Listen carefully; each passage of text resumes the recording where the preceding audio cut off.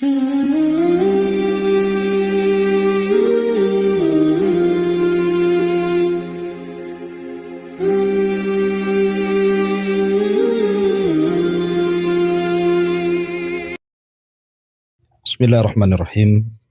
Assalamualaikum warahmatullahi wabarakatuh. Kita beri tema kisah ini adalah Qissatu Khalilur Rahman Ibrahim alaihi salatu wassalam. Kisah tentang kekasih Allah subhanahu wa ta'ala Nabi Allah Ibrahim alaihi salatu wassalam. Ma'asyiral muslimin yang dimuliakan Allah subhanahu wa ta'ala, tidak ada kisah terbaik dalam Al-Quran melebihi kisahnya para Nabi dan Rasul. Dan para sahabat Nabi SAW terkadang bertanya kepada Nabi SAW tentang para Nabi dan Rasul sebelum Rasul SAW. Seperti yang ma'ruf dalam sebuah riwayat yang dikeluarkan Imam Ahmad dalam musnadnya, dari hadis Abi Dzar Al-Ghifari radhiyallahu an, ketika dia bertanya kepada Nabi SAW, kam adadul anbiya, berapakah jumlah para nabi ya Rasul? Maka Nabi SAW mengatakan 124.000 nabi dan 315 Rasul.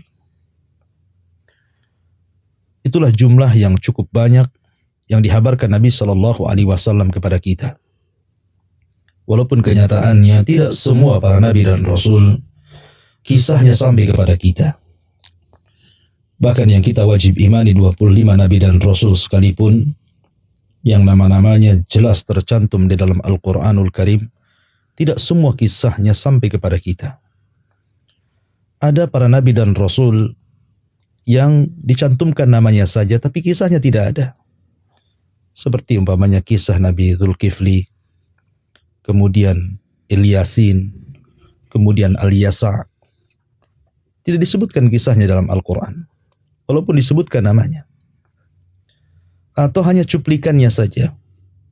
Seperti kisah Nabi Syuaib, Nabi Saleh, Nabi Lut, dan nabi-nabi yang lainnya.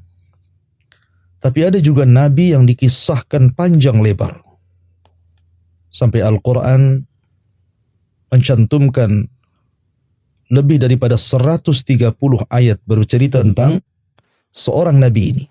Seperti Nabi Musa alaihi salatu wassalam diceritakan di masa kecilnya, remajanya, dewasanya, tuanya, bahkan lengkap sekali. Ataupun nabi yang akan kita kisahkan cukup lengkap dalam Al-Quran.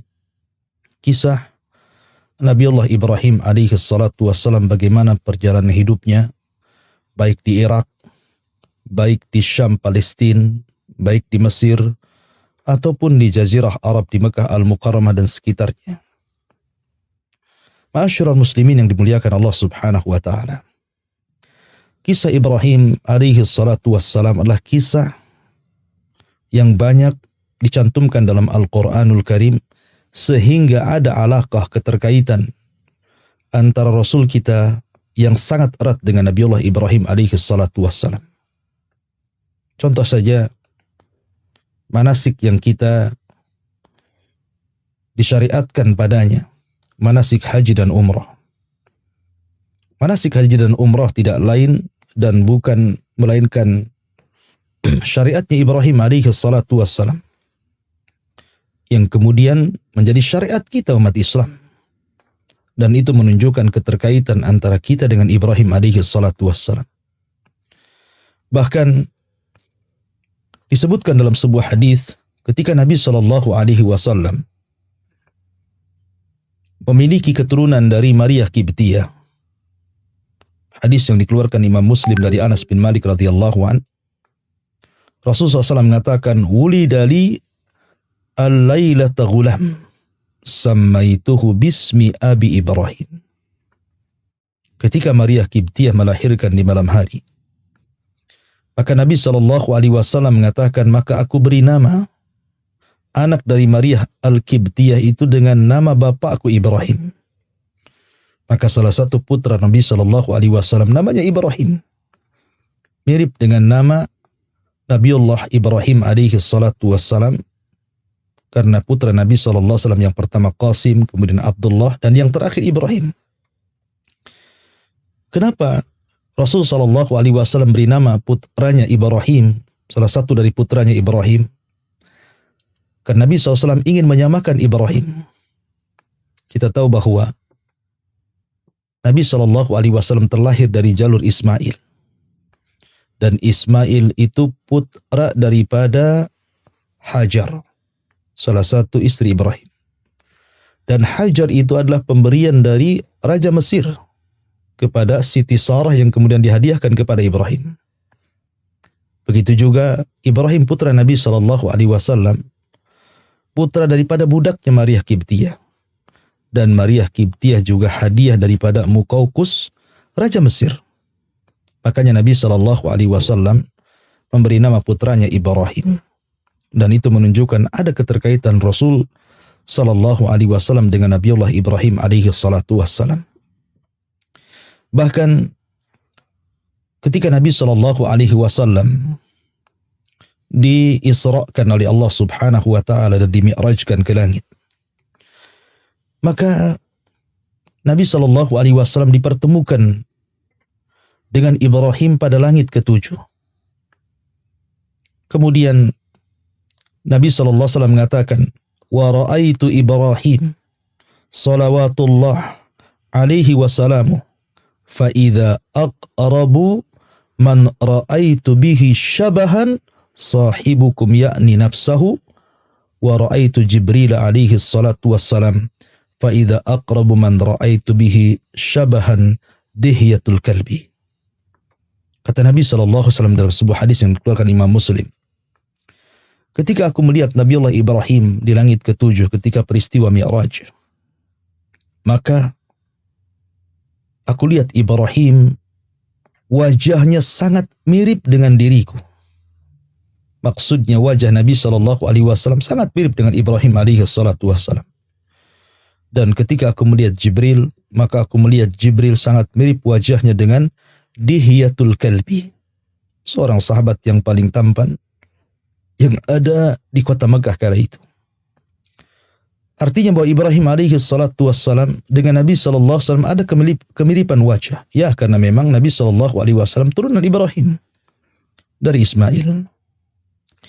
Ma'asyiral muslimin yang dimuliakan Allah Azza wa Jalla, bahkan Nabi sallallahu alaihi wasallam pernah melihat saat peristiwa Isra Mi'raj, Ibrahim alaihi salatu wasallam menyandarkan punggungnya ke Baitul Ma'mur. Tentu al-jaza'u min jinsil amal. Sebagaimana Ibrahim alaihi salatu wasallam sudah membangun Ka'bah di bumi, maka sebagai balasannya dia pun disandarkan punggungnya di Ka'bah para malaikat di Baitul Ma'mur, yang setiap hari masuk ke Baitul Ma'mur itu 70.000 malakin la ya'uduna ilaih. 70.000 malaikat yang tawaf di situ. Setiap harinya keluar, kemudian datang malaikat dengan jumlah yang sama, kemudian keluar lagi, kemudian datang malaikat dengan jumlah yang sama, dan begitu seterusnya.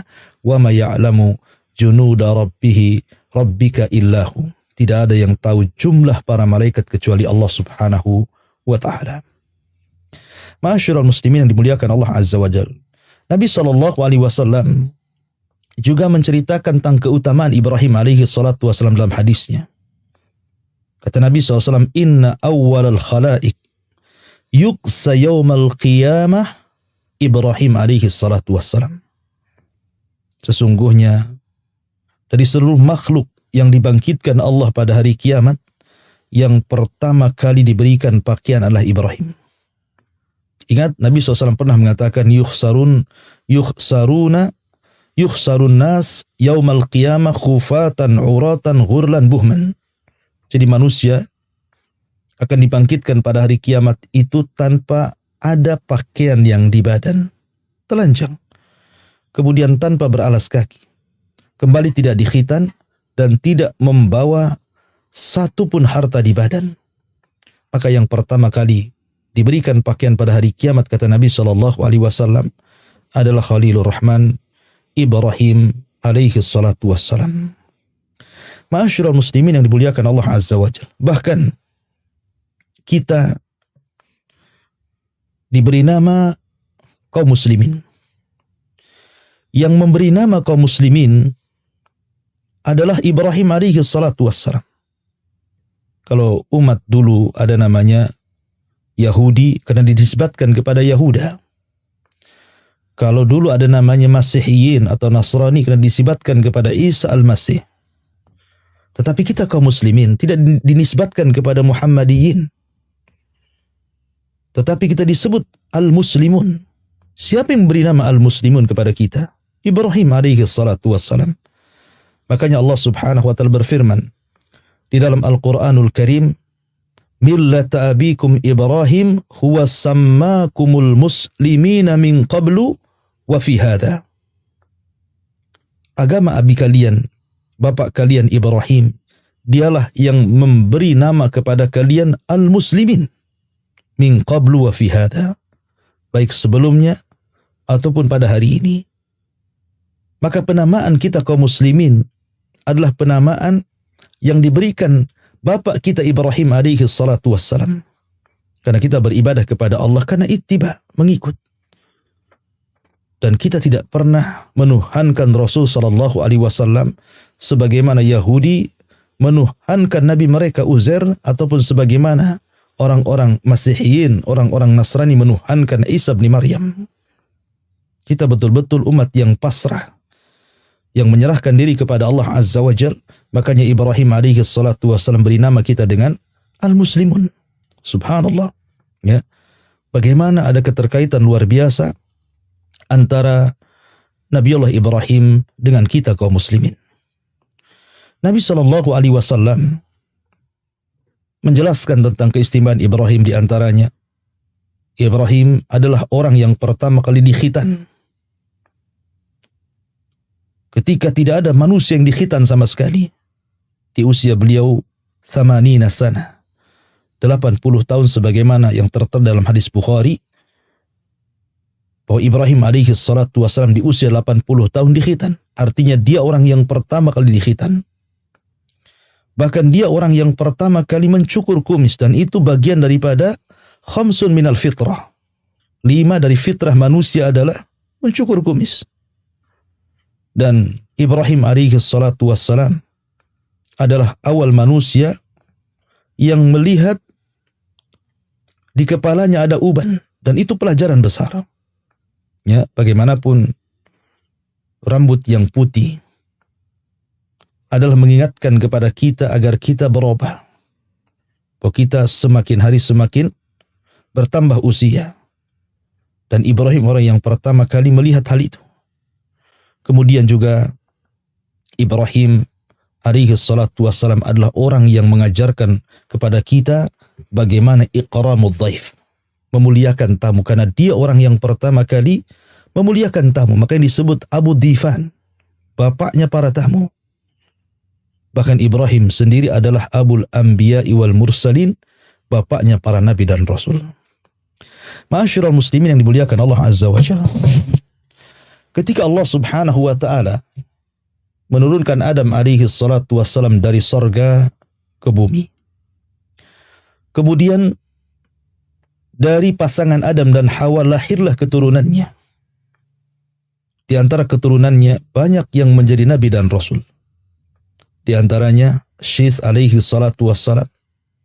Kemudian Idris alaihi salatu wassalam sampai kepada Nuh alaihi salatu wassalam. Sampai kemudian setelah Nuh lahir juga para nabi dan rasul. Salah satunya adalah Ibrahim alaihi salatu wassalam. Dan sepakat bahwa tidak ada nabi dan rasul yang lebih mulia, lebih utama melebihi Ibrahim alaihi salatu wassalam. Akan tetapi tentu rasul kita jauh menjangkau keutamaan Ibrahim alaihi salatu wassalam. Artinya dibandingkan dengan para nabi dan rasul selain Nabi sallallahu alaihi wasallam, maka Ibrahim adalah afdalul anbiya, seutama-utama para nabi. Ibrahim alaihi salatu wassalam disebut Abul Anbiya, bapaknya para nabi. Karena Ibrahim alaihi salatu wassalam dikaruniai dua putra oleh Allah Azza wa Jal, pertama Ismail dan yang kedua Ishak. Dari Ishak inilah lahirlah Yakub. Dari Yakub lahirlah Nabi Yusuf. Dan itu para nabi. Kemudian dari putra-putra Yakub yang lainnya lahirlah ribuan para nabi dari nabi-nabi Bani Israel. Dan Yakub disebut Israel. Maka seluruh keturunan Yakub disebut Bani Israel. Dan il itu artinya Allah. Israel itu artinya Abdullah. Sama dengan Jibril, Mikail, Israfil. Il itu artinya Allah. Karena nama-nama malaikat itu maknanya adalah hamba Allah, penolong Allah, ya, makhluk yang taat dengan Allah, dan begitu seterusnya. Ya. Maka Israel adalah hamba Allah. Itu nama lain daripada Yakub.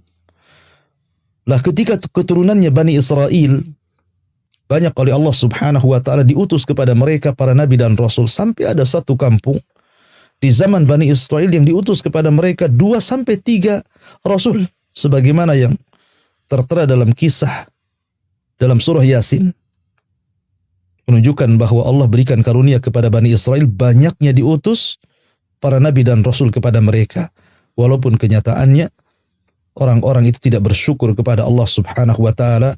Yaqtulunal anbiya bighairil haq. Kebanyakan mereka membunuh para nabi tanpa sebab yang benar. Kemudian yang kedua dari jalur Ismail. Putra Ismail bukan nabi. Cucu Ismail bukan nabi. Cicit Ismail bukan nabi. Tetapi ketika kemudian di antara turunan Ismail sampai kepada Abdullah, putra daripada Abdul Muttalib, maka lahirlah Rasul kita Muhammad sallallahu alaihi wasallam yang dijadikan oleh Allah Azza wa Jal khatamul anbiya wal mursalin, sebagai penutup para nabi dan rasul. Adapun dari keturunan Ishak yang menutup nabi dan rasul adalah ketika lahirnya Maryam, kemudian lahirlah Isa bin Maryam, itulah penutup nabi-nabi Bani Israel, ditutup dengan Isa bin Maryam yang Allah angkat ke langit dan akan turun di akhir zaman. Tetapi penutup para nabi dan rasul setelah Isa bin Maryam adalah dari jalur Ismail, Rasul kita Muhammad sallallahu alaihi wa ala alihi wasallam. Sebab itulah maka Ibrahim disebut Abul Anbiya, karena tidak ada satupun nabi dan rasul setelah Ibrahim kecuali nasabnya kembali kepada Ibrahim alaihi salatu wassalam. Ma'asyiral muslimin yang dimuliakan Allah Azza wa Jalla, kita bagi kisah ini menjadi 4 kisah. Karena Ibrahim itu hidup di 4 negara. Pertama Irak. Ibrahim hidup di kerajaan Kaldaniun atau dikenal dengan Babil yang dibangun oleh Mahlayil. Kemudian yang kedua, Ibrahim hidup di Syam yang sekarang jantung kotanya disebut Palestina. Kemudian yang ketiga, Ibrahim pun pernah hijrah ke Mesir dan juga ada kisah di Mesir. Kemudian Ibrahim pun pernah hijrah ke Mekah Al-Mukarramah, Jazirah Arab, dan memiliki kisah yang panjang di Mekah Al-Mukarramah, sehingga Allah Subhanahu wa taala berfirman, "Wattini waz-zaitun wa turi sinina wa hadzal baladil amin." Demi negeri yang tumbuh padanya tin, maksudnya negeri Irak. Istilah Ibrahim dilahirkan. Waz-zaitun, demi negeri yang tumbuhnya zaitun, maksudnya Syam, Palestina dan sekitarnya. Dan Ibrahim menikah dengan Siti Sarah di sini, dan banyak kisah di sini. Bahkan para nabi lebih banyak diutus di sini. Kemudian waturi sinin, Tursina. Bukit Tursina maksudnya diisyaratkan ke Mesir. Karena Ibrahim pernah hijrah ke Mesir dan punya kisah di Mesir. Wa hadzal baladil amin, dan inilah negeri yang aman, maksudnya Mekah Al-Mukarramah. Karena Ibrahim pernah meletakkan Ismail dan Hajar di negeri ini, yang kemudian negeri ini melahirkan dari turunan Ibrahim Sayyidul Anbiya wal Mursalin, Rasul kita Muhammad sallallahu alaihi wasallam. Inilah pembahasan kita tentang kisah-kisah, mudah-mudahan cukup waktunya. Pertama, Ibrahim alaihi salatu wassalam dan negeri Irak. Kita tahu bahwa Nabi sallallahu alaihi wasallam menceritakan banyak tentang kisah Ibrahim dan juga Al-Quranul Karim. Lah salah satunya adalah Nabi Ibrahim alaihi salatu wassalam lahir di Irak, di negeri Kaldaniun atau disebut dengan Babil, sebuah negeri yang dibangun oleh Mahlayil.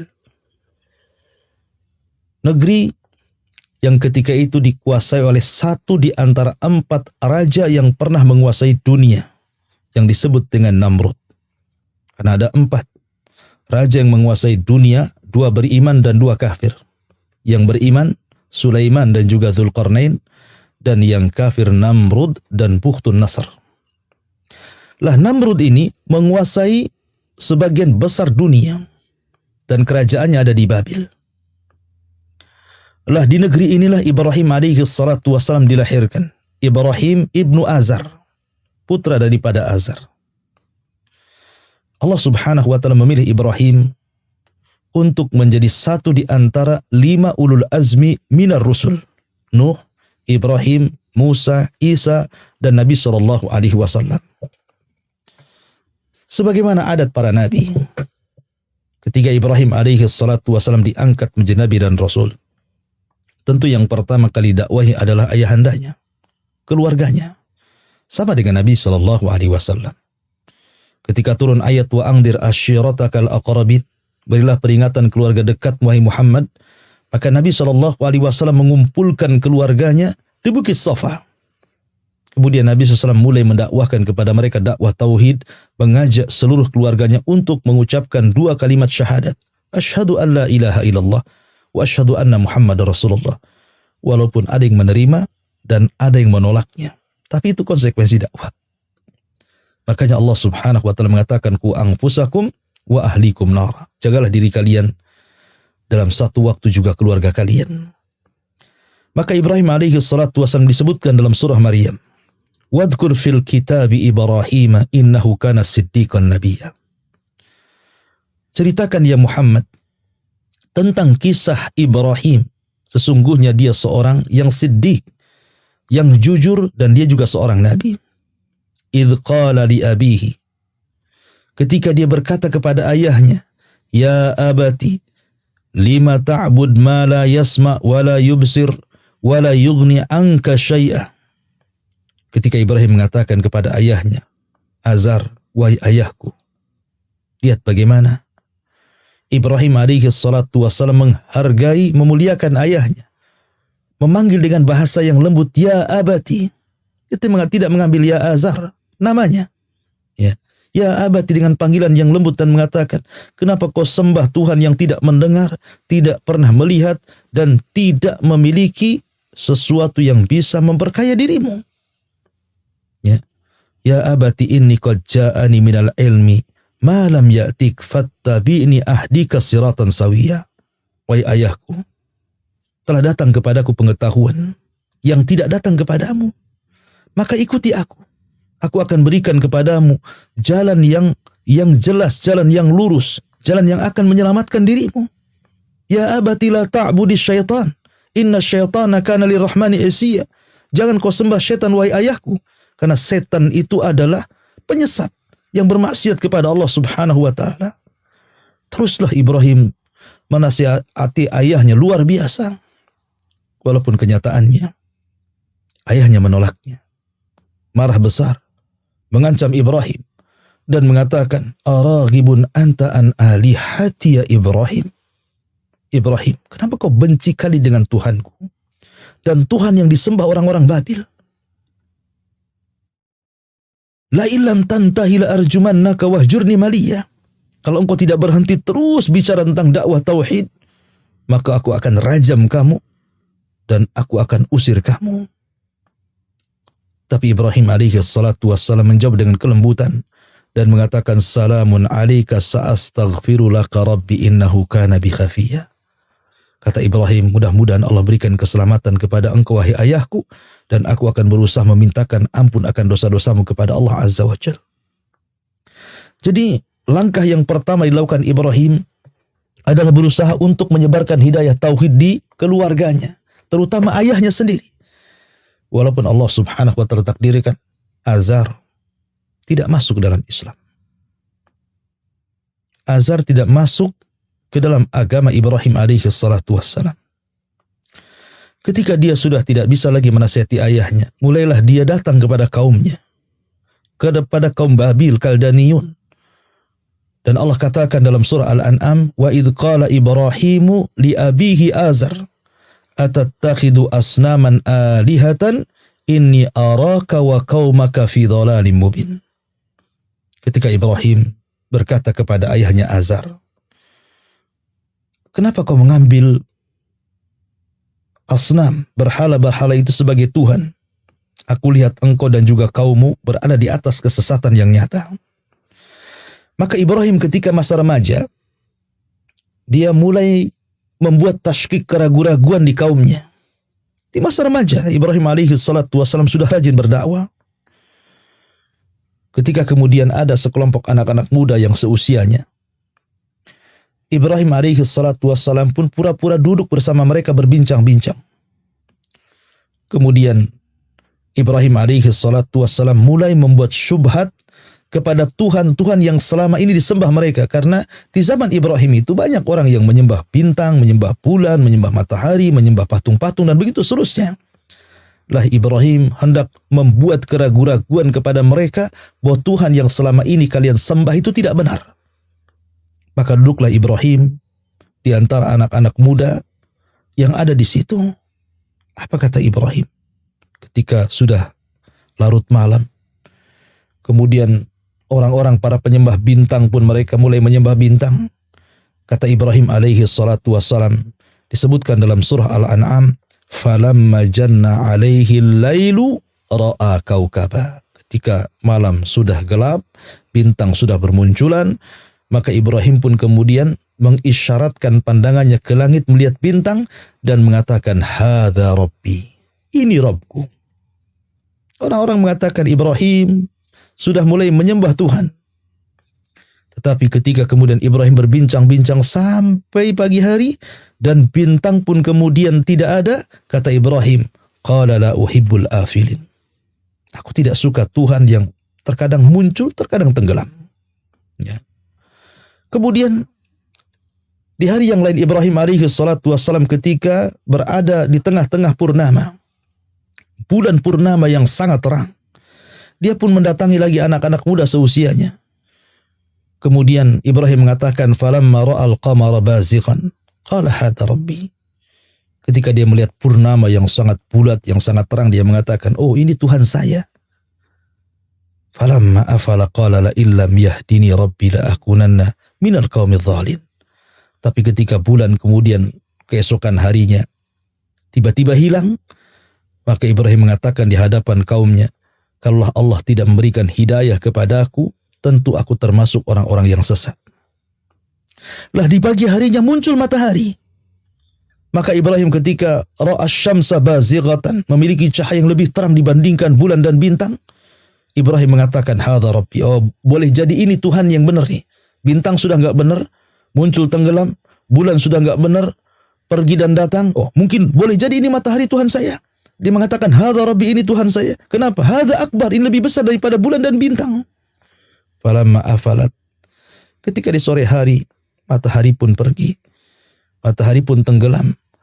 Maka Ibrahim menyeru kaumnya, ya qaumi inni bari'um mimma tusyrikun. Wahai kaumku, aku berlepas diri dari apa yang kalian sekutukan. Inni wajjahtu wajhiya lilladzi fataras samawati wal ardh hanifan wa ma ana minal musyrikin. Sesungguhnya aku arahkan wajahku kepada zat yang telah menciptakan langit dan bumi, hanifan wa ma ana minal musyrikin. Yang lurus, yang tidak menyekutukan Allah, dan saya bukan termasuk orang-orang musyrik. Jadi Ibrahim alaihi salatu wassalam membuat keraguan-raguan kepada kaumnya. Sungguhnya Tuhan yang kalian sembah ini tidak benar. Ya, bahwa bintang itu kadang tenggelam, kemudian kadang muncul, bahwa bulan itu kadang datang, kadang pergi, bahwa matahari itu kadang muncul, kadang hilang. Sebenarnya ada zat yang menjadikan bintang, bulan dan matahari itu didatangkan dan dipergikan. Kenapa kalian tidak menyembah zat yang mendatangkan bintang, matahari dan bulan? ataupun yang meniadakan bintang, bulan dan matahari. Seolah-olah Ibrahim ingin mengatakan seperti itu. Ini bintang ini kadang datang, kadang tenggelam, tentu ada yang menjalankannya. Begitu juga bulan dan matahari. Kenapa kalian tidak menyembah yang menjalankannya saja? Seolah-olah Ibrahim ingin mengatakan seperti itu.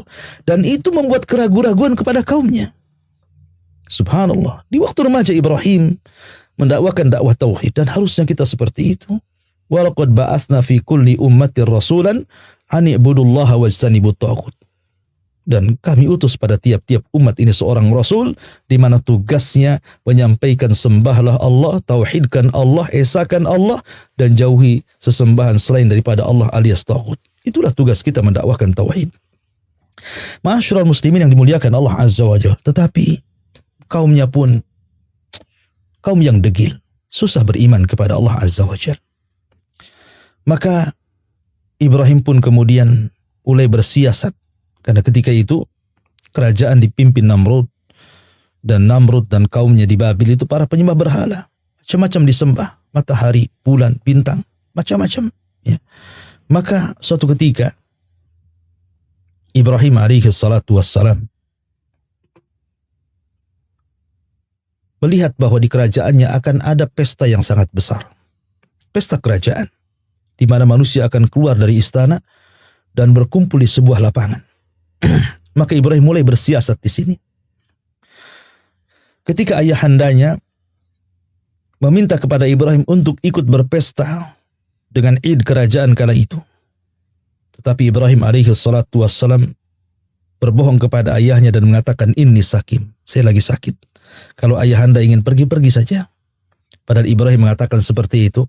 Dia ada siasat besar, ingin menghancurkan patung-patung Namrud.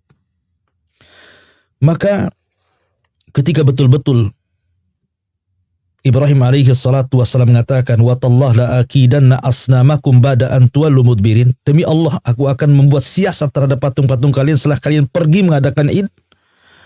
Faja'alahum judadan illa kabiran lahum la'allahum ilaihi yarji'un. Maka Ibrahim pun masuk ke dalam istana, ke ruangan khusus.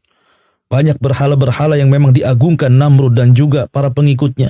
Disitulah Ibrahim mulai menghancurkan patung-patung itu. Tidak ada satupun patung yang tersisa kecuali dihancurkan. Tapi Ibrahim membiarkan yang paling besar dari patung itu. Dibiarkan. Supaya apa? La'allahum ilaihi yarji'un. Agar mereka kembali mentauhidkan Allah. Tujuan Ibrahim ini bukan hendak menghancurkan patung, karena patung itu bisa dibuat lagi, bahkan mungkin lebih besar daripada itu. Bukan itu. Kalau tujuan Ibrahim hanya menghancurkan patung, besok dia dibangun lagi patung itu, dibuat lagi, bahkan mungkin lebih besar dibandingkan patung yang dihancurkan Ibrahim. Tapi Ibrahim bukan itu tujuannya. Ibrahim itu ingin memberikan pelajaran. Kalau patung-patung itu tidak sanggup melindungi mereka, bagaimana melindungi orang lain? Kalau patung-patung sendiri dihancurkan oleh Ibrahim, tidak sanggup melindungi mereka, bagaimana akan kemudian melindungi selama ini menyembahnya? Itu maksudnya Ibrahim, supaya mereka berakal, bahwa perbuatan mereka itu jauh daripada akal. Makanya dia mengatakan la'allahum ilaihi yarji'un, akan mereka kembali mentauhidkan Allah Subhanahu wa taala. Ketika betul-betul sudah dihancurkan, kemudian dibiarkan patung yang sangat besar, kemudian dikalungkan palunya di patung yang sangat besar. Tiba-tiba kemudian Ibrahim keluar dari situ. Setelah pesta berakhir, Namrud pun murka dan mengatakan, siapa yang menghancurkan patung-patung ini? Dikirimlah jasus mata-mata. Akhirnya kemudian mereka mendengar bahwa ada anak muda, sami'na fatan yadhkuruhum yuqalu lahu Ibrahim. Oh, ada anak muda yang menghancurkan patung itu, konon namanya Ibrahim. Maka Namrud mengatakan, cari dan tangkap Ibrahim. Cari dan tangkap Ibrahim. Man fa'ala hadza bi alihatina, siapa yang telah melakukan hal ini dengan berhala-berhala kami? Innahu laminadh zalimin, ini orang zalim ini. Tangkap Ibrahim. Ditangkaplah Ibrahim.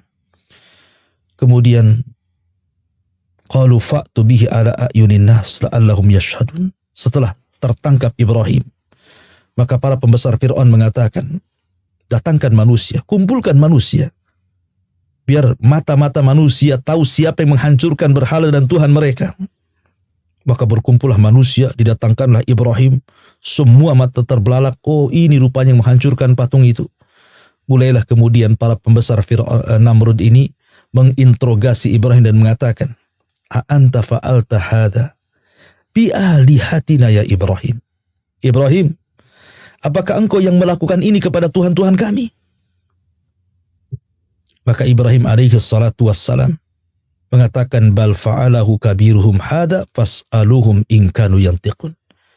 Lihat, Ibrahim ingin pura-pura tidak berdusta. Ya, dia menunjuk patung yang sangat besar dengan jempolnya. Jadi seolah-olah mungkin bahasa kita, ini patung yang ini pakai jempolnya. Ya.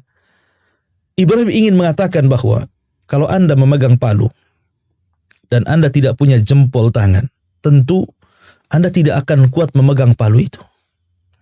Tapi ketika ada jempol dalam tangan kita, kemudian kita pegang palu, maka palu itu akan keras kita pegang, akan kuat kita pegang. Seolah-olah Ibrahim ingin mengatakan, sebenarnya yang menghancurkan patung-patung itu adalah jempolku ini. Itu maksudnya Ibrahim. Ya. Tetapi tidak disebut. Dia ingin tawari, dia ingin menutupi kebohongannya dan mengatakan, bal fa'alahu kabiruhum hadza. Yang melakukan, yang menghancur-hancurkan patung-patung kecil itu maksudnya yang besar ini. Nah, Ibrahim sambil menunjukkan jempolnya, maksudnya jempol saya. Dan orang-orang menyangkanya Ibrahim menunjuk kepada patung itu. Supaya Ibrahim lepas dari dusta maksudnya.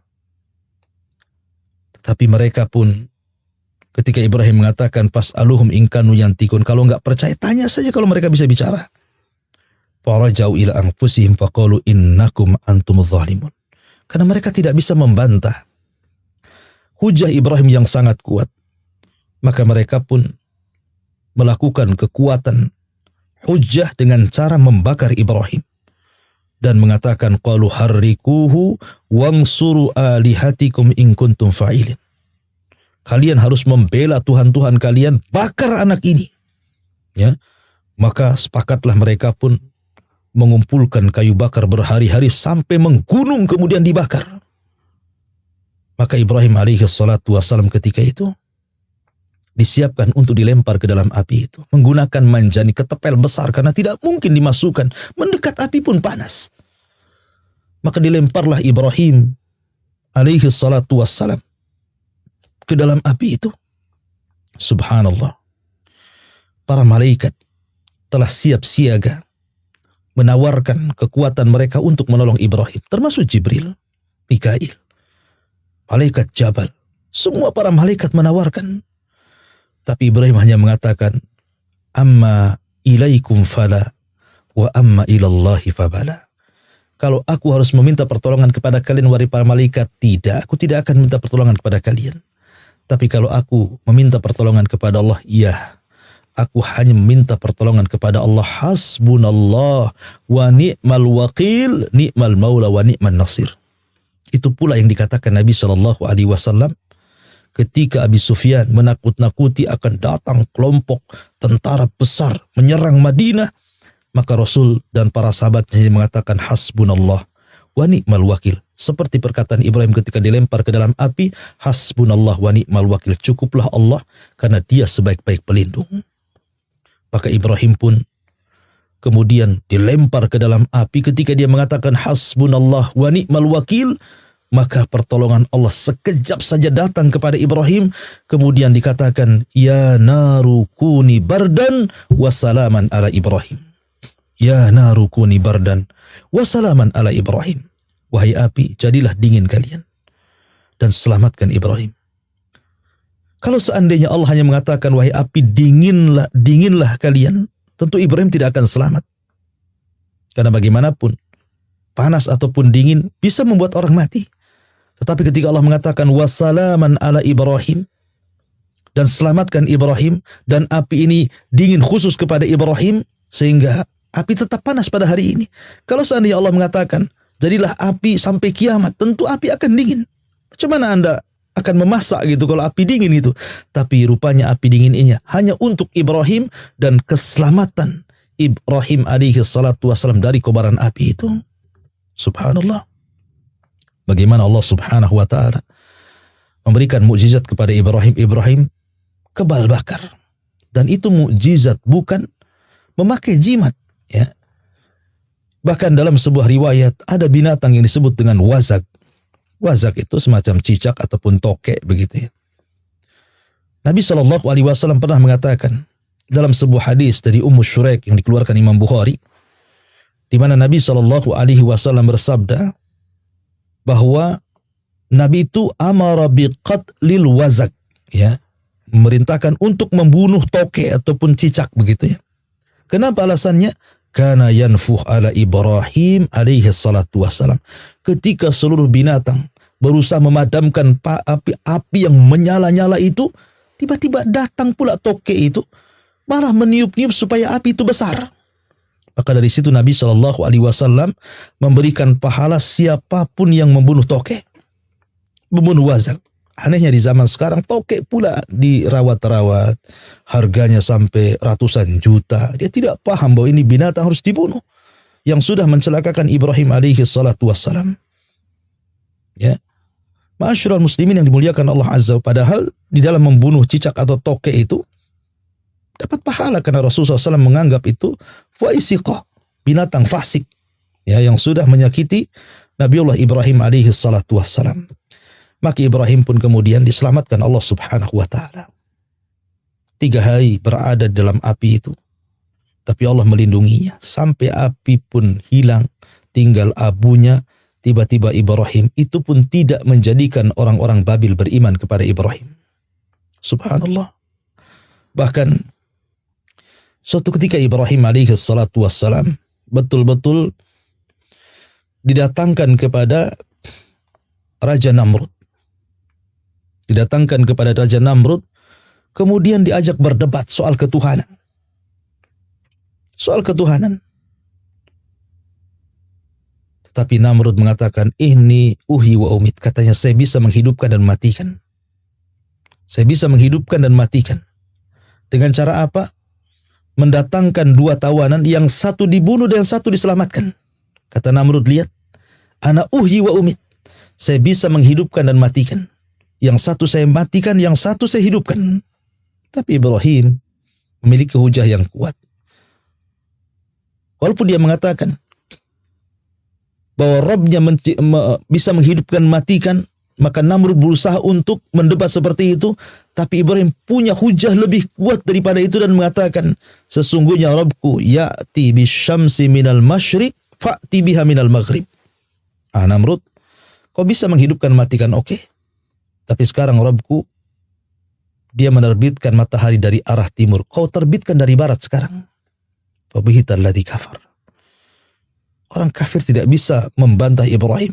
Makanya Allah memuji kecerdasan Ibrahim di dalam Al-Quranul Karim. Bagaimana perdebatan dia dengan Namrud.